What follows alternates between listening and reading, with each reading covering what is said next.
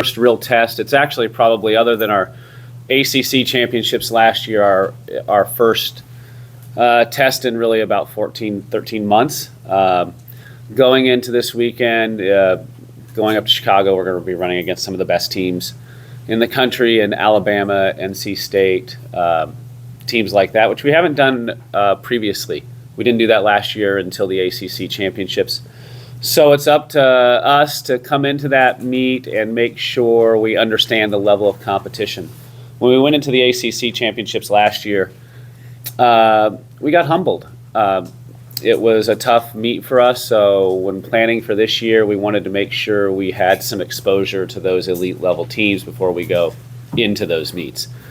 So we will be splitting the team. We'll have a group there on Friday, and then Saturday we'll run here at the Live and Lou Classic, which is a great meet and a great meet for our kids that aren't able to compete in Loyola to be able to compete in. Coach, what does it mean to have a meet here and talk about the Live and Lou and the way that it's kind of grown over the years? Yeah, that meet, Louisville Sports Tourism has done a great job promoting that event and getting that event to be one of the bigger ones in the country. Starts at 8 a.m. and goes all day. It gives our kids a chance to run against the level of competition that they're at. And for the city, obviously we're coming off 2 major weekends with Bourbon and Beyond and Louder Than Life. This is a big economic impact with teams spending the night in the hotels and spending money in the city, and you couple that with what's going on with football. It's another big weekend for the city of Louisville. And then what do you feel like, you were talking about, since you began this season, I think you've had one. Yeah, we've had one. Well, one. Well, how do you feel like things are different than they were, last year? And obviously last year was a different year, being your first year and just kind of getting used to things. Well, I can give you 2 examples, very specific examples. The nice thing about our sport is very objective. We can see how people are running. We can see if they're running workouts at X pace versus the subjective. We know from an objective point of view whether we're making progress. The answer objectively is we are 100% making significant progress. So that's one example. We can look at what their tempo runs were this time last year versus what they were 2 weeks ago, and we can go back and look at heart rates from last year versus this year. So we can see objective data that we're running better. So from an objective standpoint, we're in a significantly different spot. How we translate that into racing is a different story. Then you can look at our team and how our team's grown and just become supportive of each other. I'm going to give you an example of what happened last Tuesday in a workout.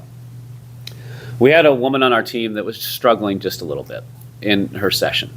And she was on her last rep. The team had kind of finished and they were starting their cool down. And I had 3 women come up and said, "Hey, can we help her with her last rep?"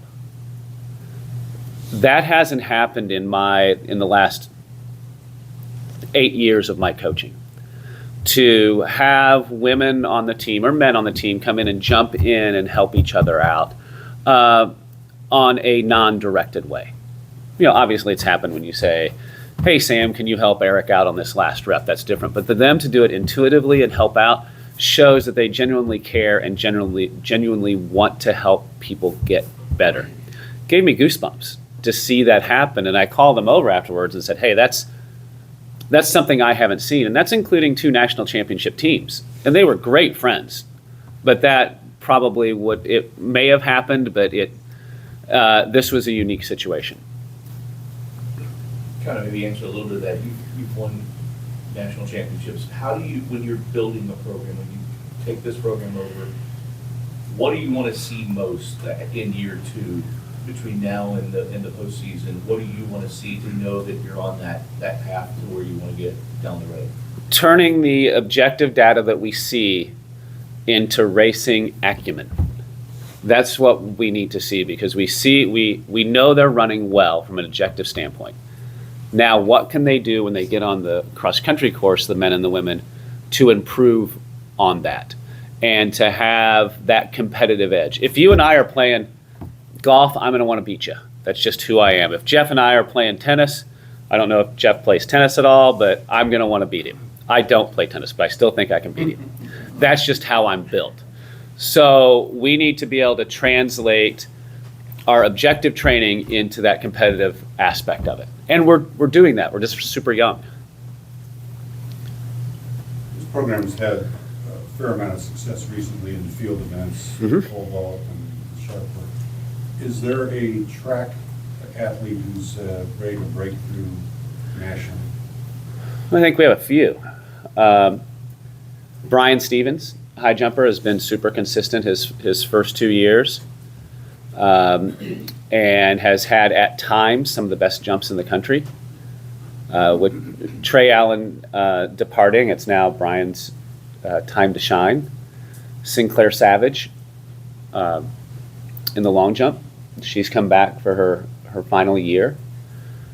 Kaya Yeast is another one, a sprinter. And then obviously Jaden's here again. And if she evolves to the next level, that's a world championship finalist. In the vault, we have lots of great vaulters. We have new guy vaulters. So the team getting better and better and better. So to answer to your question, absolutely do we have people that are going to evolve to those elite levels. And that's the goal. That's the goal, is to having experienced and being able to be part of what Jaden went through this summer. I want all of our students to have that opportunity. Is that realistic? Probably not, but you know what? There's going to be a few, and that opportunity is priceless. You kind of touched upon building a culture within your image and what you've been seeing just early on so far this year. After you spent like 16 years, I think it was, over in Mexico, how long does that take at a place like this that is new, but also maybe has a little bit more resources to be able to establish that culture and that image? Well, it starts with who you surround yourself with, one, and it starts at the top with Josh Hurd, and Josh Hurd is the best athletic director in the country. He's supportive of all sports, and then we want to support our team. So what we want to do is make sure that we get kids that want to be part of that culture, and have people like the group of women the other day that said, hey, I want to help our teammate out. Because it's a very selfish sport, going out on a 14-miler by yourself at Pope Lick. That's a very selfish, it's a very selfish act. But to have those kids that become selfless are the ones that are truly going to thrive in the future. So that's what we want our students to do, and also have that competitive drive. That's something that's changed significantly over the last 12 months. All right. Thank you all very much. Thanks, guys.